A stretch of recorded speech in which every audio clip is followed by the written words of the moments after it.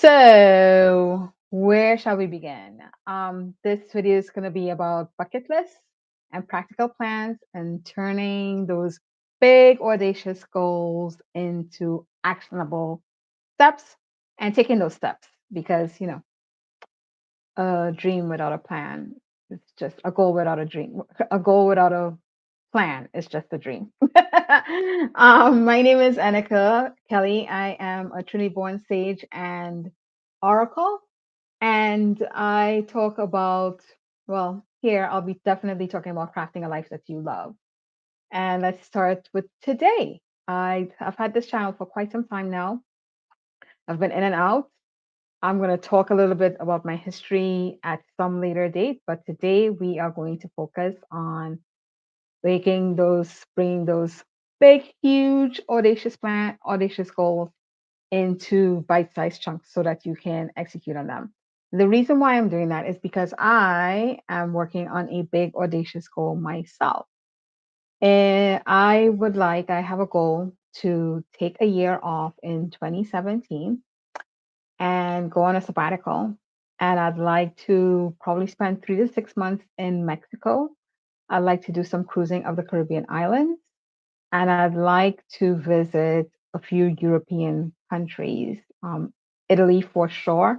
Probably want to spend a month to 3 months in Italy. I'm basically going to be doing some soul travel. So a month to 3 months in Italy. I want to do Greece again, probably for maybe a month. I might touch Portugal, but it's not high on my list. Italy is probably the highest, so 3 months for sure in Italy. I understand that there's the whole Schengen thing. I'm working that out. But anyway, this I'm talking to you, but really I'm being kind of selfish because I love to plan and I do have this huge goal and it's going to require a lot of moving parts to come into place to get together. So let me start first by saying a few credentials that might be helpful to you. I'm in IT. I've been a systems analyst and a project manager slash scrum master for 25 years. And I'm also an avid planner, as you can tell from all those planners back there. I used to have a planner planning system. I've been using it since 2019. Was 2019 my first year? Yeah, 2019 was my first year. So this grew. We're going into year number 7. So we're 19, 21, 2, 3, 4, 5. Yeah, we're going into year number 7 using the Happy Planner system. It is the only planner that I've ever kept up with. Paper planning wise, I mean, like I use it every year for most weeks, like I would say 48 out of the 52 weeks of the year. It's filled in all of those pages. And so every year, especially around this time, for me, it starts around my birthday in October. I start planning. They do their fall release. I choose my planners.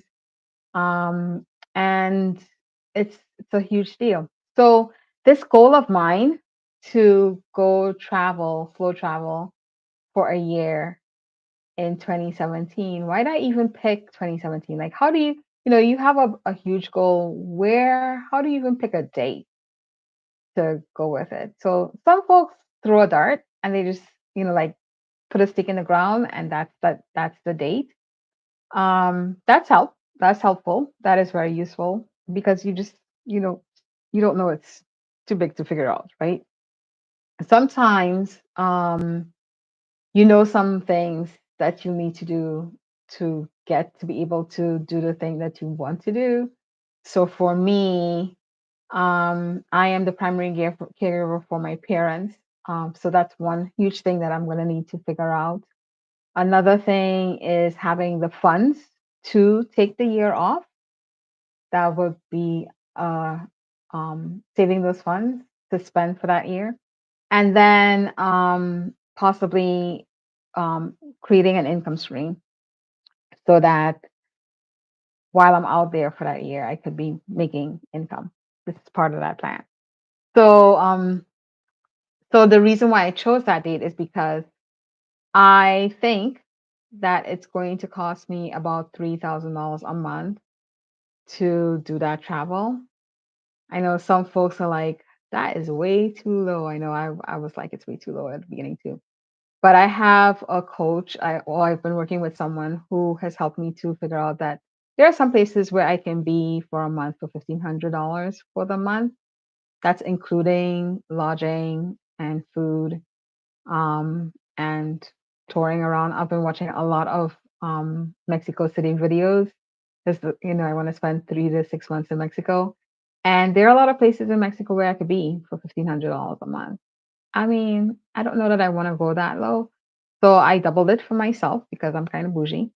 Um, and so some places might be like 2,000, some places might be 4,000, but I just figure the average will be about 3,000. Plus, I've been watching from Poverty to Paradise, her page, her YouTube channel, and she talks about cruising for $2,000 a month. And I think a few of those months, maybe 1 to 3 months, I'll be cruising around the Caribbean because one of my bucket lists. So one of my bucket list items is to visit every Caribbean island. This is going to be all over the place. I have no plan. I have no outline. I'm just chatting. So, so one of my bucket list items is to visit every Caribbean island. The reason for that is because I'm originally from Trinidad as the Trini-born sage and oracle, and I I feel like I should know where I come from. Not just the island of Trinidad, which quite frankly I need to spend some more time there. I've never been on the island of Tobago as an adult. I went as a child, so that's definitely gonna be on my list. Probably not to cruise to, but I need like another month there. And then there are other islands that I want to visit, St. Lucia, St. Kitts. I wrote down the whole list here. I mean, like all of them, really. Barbados, Curacao, the ABC, Curacao is part of the ABC Islands. Cruises can hit islands, and because some of them are very, very, very tiny, I could probably get through them in the day and then return to them if I want to spend more time, right? I did that in Europe when I cruised. So I've been to a few European countries, seen them, drove into it. We rented cars and drove in. We didn't do the tourist thing.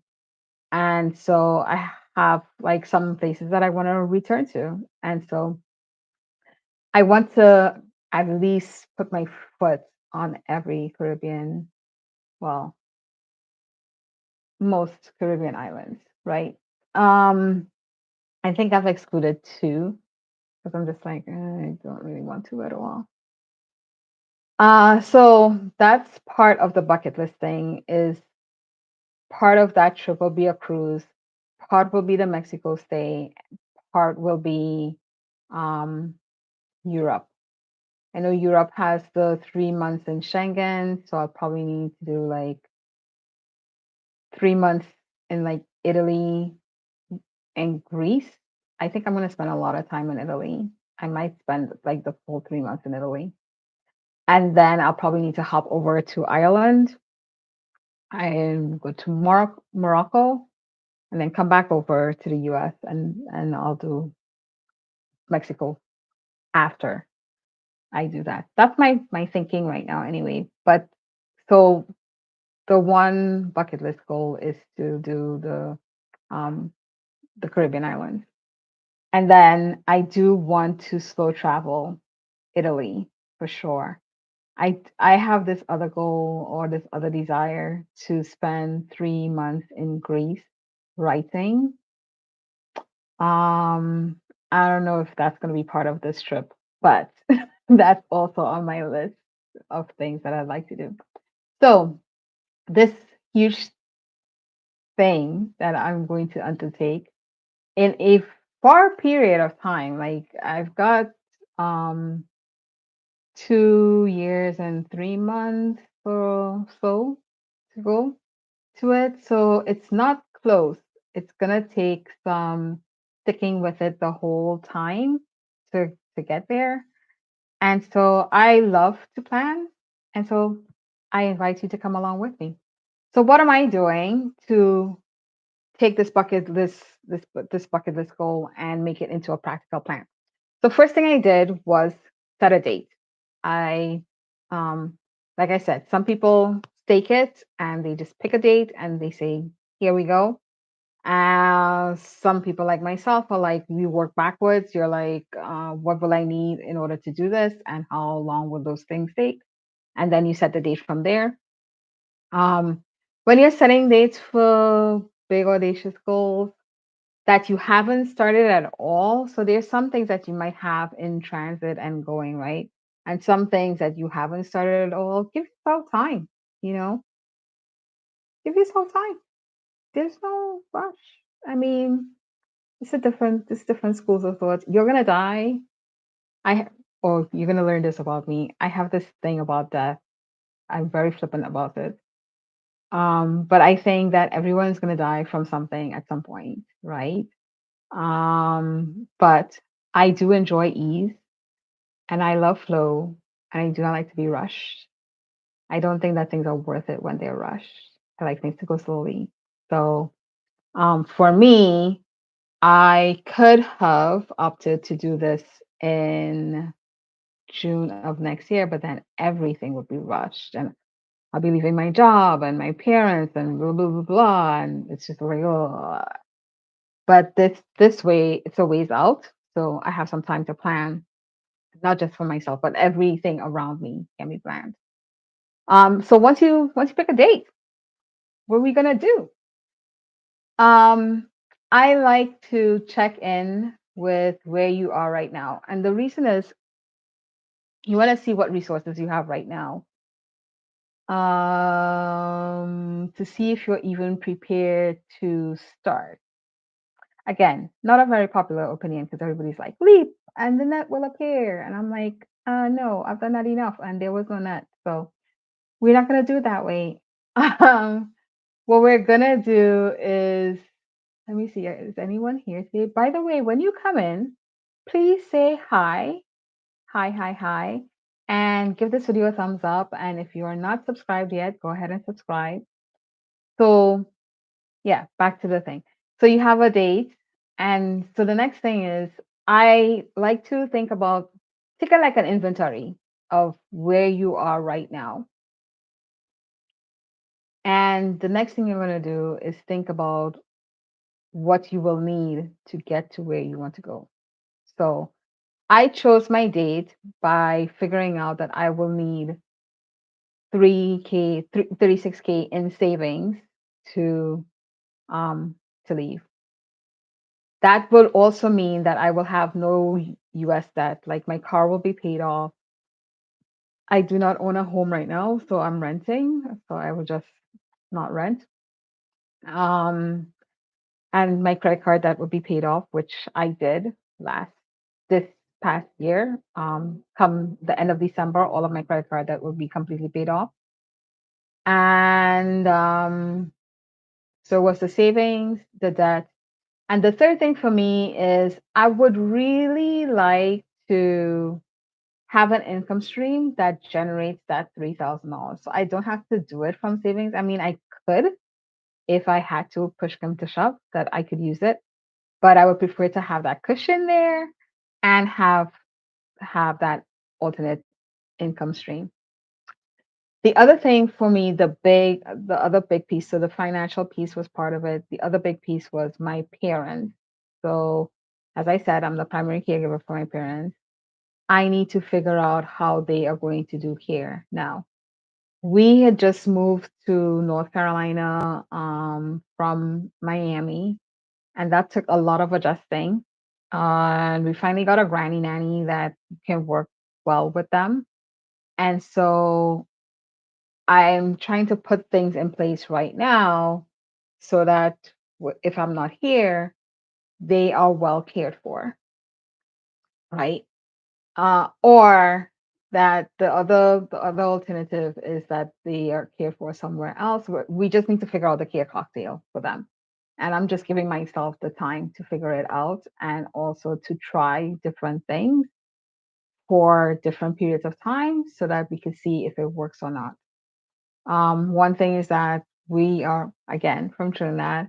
We live in North Carolina now. Care in the US is very different from care in Trinidad in terms of a community looking out for you. We don't really, I mean, my brother lives here. We have one family friend that lives here.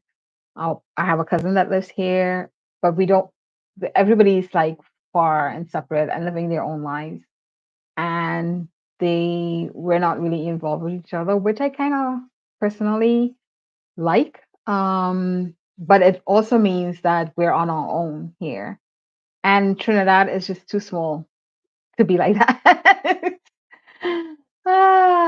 Yeah, people live very, very close to each other, and you know, the culture is just different. It's much more relaxed. Um, some things are more relaxed, some things are faster, but it's mostly for me is that there'll be more eyes on my parents. My dad has Alzheimer's, my mom is legally blind, and so having them have more eyes, more people that are looking out for them. The cost of care is much lower because my dad has Alzheimer's. He wanders sometimes. I've looked into care for him, for like memory care for him, and that is astounding. Like it starts at like $6,000 a month, and then they do a care assessment or whatever. But it's $6,000 a month is like a full time job. Not like it is a full time job before taxes. So no, we don't have that kind of money. It's just giving me some time to figure out the care cocktail for them. And who knows what's going to happen in that 2 years anyway. I don't know. So that would be the step number two that I do. So you get a date, figure out what you need to do between, like, do an assessment of where you are right now, your resources at the moment, and then figure out so that's step number three. Figure out what you need to do to get to where you need to go. Like, what resources do you need when you get there? And then this is where the practicality comes into. Let's break it down. Break it down.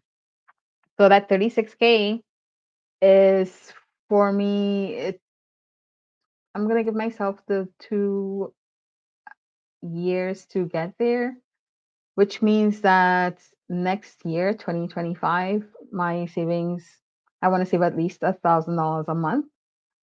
Um, and the same in 2026. I know that does not add up to 36K at all, but there will be some other additional things. That's my goal is $1,000 a month at least. If I do more in a month, that'll be great, but not less, right? And so that's how the extra 12K will come into play. Um, Also, I'm thinking about when I return from this trip, what is my life going to be like? So if I am renting at the time and I sell the house, sorry, and I don't have a place to stay because I'm renting, when I come back, does that mean I'll have to find another place to rent or find another place to stay, right? So my question is like, do I want to buy a place and rent it out, and then when I return, I can just um end that lease with the tenants, and I can come back in? We don't know. We don't know. So I have given myself some time to figure that out as well. So think about what's going to happen on the other side of your goals. This is another very important thing. We hardly ever think about what happens on the other side of goals. We always think about getting to the goal, but we don't think about what happens after the goal. So give yourself some space to think about that. But we're going to break down once you figure out where you are now and what you need to do to get to where you want to be, then we're going to start breaking it down. That's where the practical plan comes in. So I do a little thing with goal setting. I do this for projects that I manage and for everything in my life, right? Goal setting, I find, and planning is not like it's not a one and done thing. It's a constant assessing here, looking forward, looking back a little bit to see where you've been, and then um, reassessing the steps and taking new steps. So, what would be helpful if you would like me to help you with this is I would need to know your goal, like what is your big audacious goal and what is your timeline? And then maybe we can chat a little bit about how you can break that down. So why don't you put in the comments what your big audacious goal is, what's your timeline to get there, and then we could start playing around with it. And maybe it's not just one video, it's a series of videos or just what I talk about in general. So so I talked about the whole set a date, assess where you are right now, figure out the things that you need to do to get where you are. We're going to break down those steps. Now, how do we break down the steps? Oh, the other thing is that you want to look a little bit ahead, in the after of that goal to see what else you might need, right? So now, how do we break down those steps? I do two types of goal setting. One is what I call action oriented goals, and the second is I call it outcome oriented goals. In the book 12, the 12-week year, I'm not sure who the author is. He talks about leading goals and lagging goals. They're kind of the same thing. So leading goals will be like action oriented goals, meaning um, the goal is to take the action. I love 80% of my goals are action oriented goals because they're completely within my control, or like 98% within my control. Either I do it or I don't do it. It's up to me, right? So save $1,000 a month is an action oriented goal. It's me putting that money aside every single month. Um, Outcome oriented goals or lag goals are are things that kind of are the result of the actions that you take. So me saying that I need to save 36K total, like I need to have 36K in savings, that is an outcome oriented goal, especially since if I save $1,000 a month, I'll only get to 24. So you're like, what's the difference? There's some magic that's going to happen in between there. And there's probably some additional savings that I will do. But that is going to be the outcome goal is something that's less of something that's in your control. Let me do an even better one. In the business world, okay, so let's say that I want my income to be $3,000 a month, my non W-2 income to be $3,000 a month after at the in 2027, right? I can do a lot of things on my end towards that, but in the end, and having been in business before, and traded and all those other things. I don't know for sure that that's going to happen, but I can do action oriented goals. So a few things that I can do that will likely send me in that direction. One of the things is I am doing options trading, and I'm starting now to do options trading and trade my way up to that point.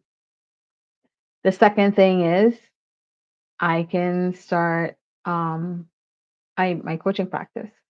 The third thing is I may get certified and start the process of talking to my manager about working remotely during this time.